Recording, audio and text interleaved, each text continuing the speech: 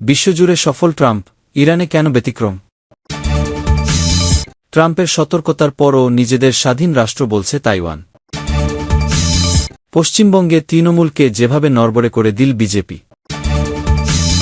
Iran যুদ্ধ ও Maduro mission শেষে যুক্তরাষ্ট্রে ফিরল রন্তরি জেরাল্ড ফোর্ড।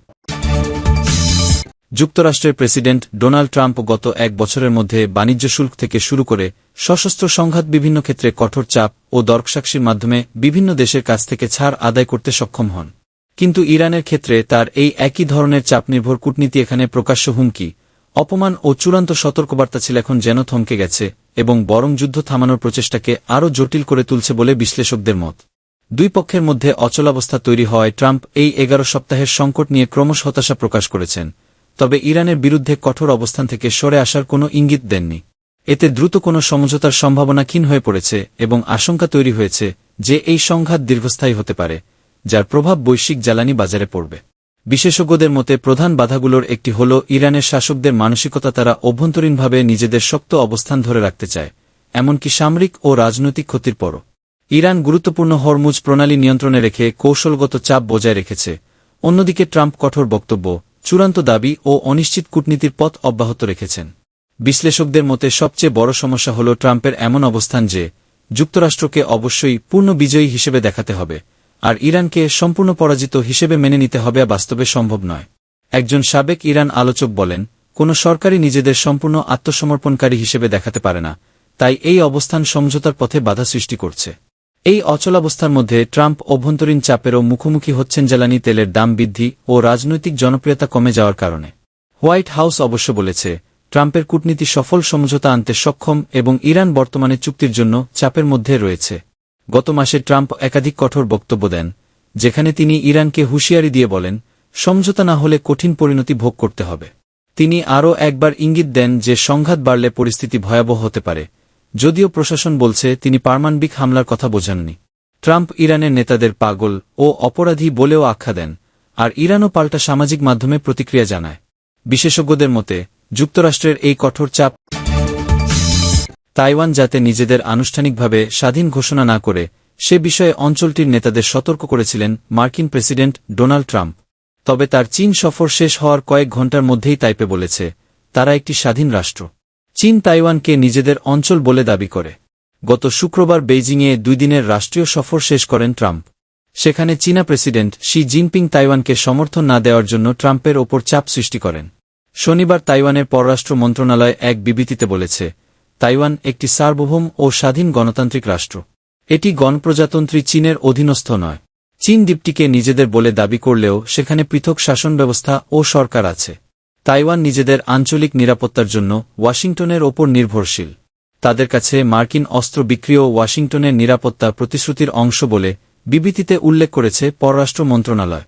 বেইজিং সফরে থাকার সময় শি জিনপিং মার্কিন প্রেসিডেন্টকে বলেছিলেন, ওয়াশিংটন যদি তাইওয়ান নিয়ে কোনো ভুল পদক্ষেপ নেয় তাহলে যুক্তরাষ্ট্রের সঙ্গে চীনের সংঘাত বাঁধবে।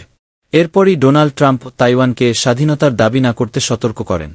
ফক্স নিউজকে দেওয়া এক সাক্ষাৎকারে তিনি বলেন, আমি চাচ্ছি না কেউ হুট করে স্বাধীন হয়ে যাক। আপনারা তো জানেনই, একটি যুদ্ধ করতে আমাদের 9,500 মাইল পথ পাড়ি দিতে হবে। আমি তেমন কিছু চাচ্ছি না।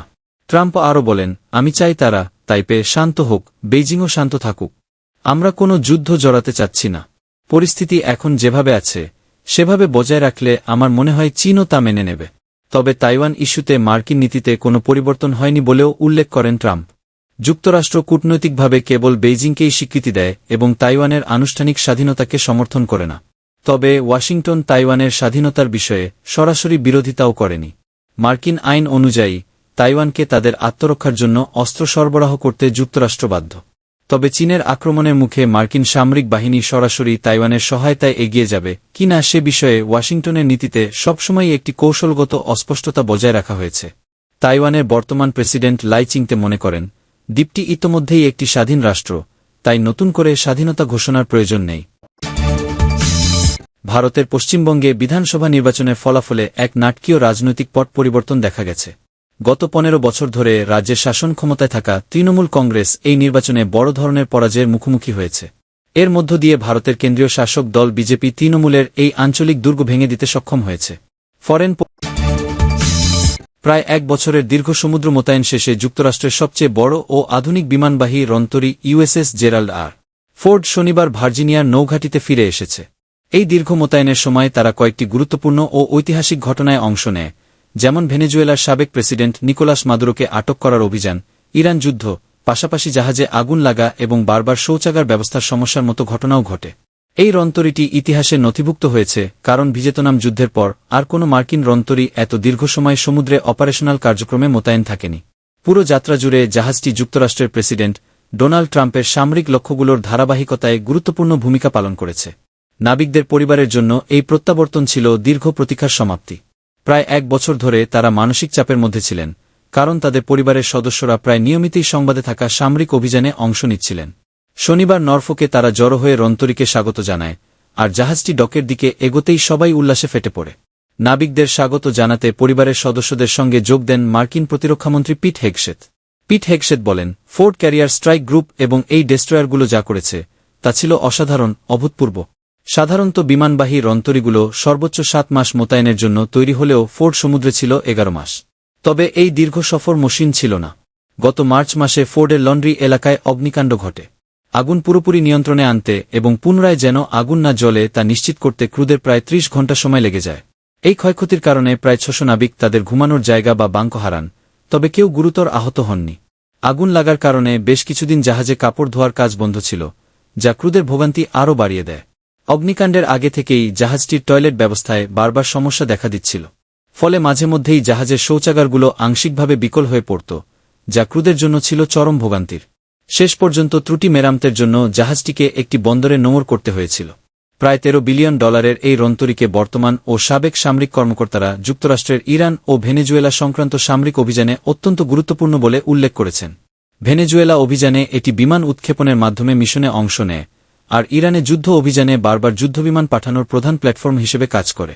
জাহাজের ইলেকট্রনিক ক্যাটাপল্ট সিস্টেম ছোট ড্রোন থেকে বড় যুদ্ধবিমান পর্যন্ত উৎক্ষেপণ করতে সক্ষম, যা কমান্ডারদের জন্য বিস্তৃত সামরিক সক্ষমতা প্রদান করে বলে জানান সাবেক নৌবাহিনী কর্মকর্তা ব্রেন্ট স্যাডলার। গত জুনে ভার্জিনিয়া ত্যাগ করার পর USS Gerald R Ford Atlantic মহাসাগর অতিক্রম করে ভূমধ্যসাগর ও নরওয়ে হয়ে ক্যারিবিয়ান অঞ্চলে পৌঁছে।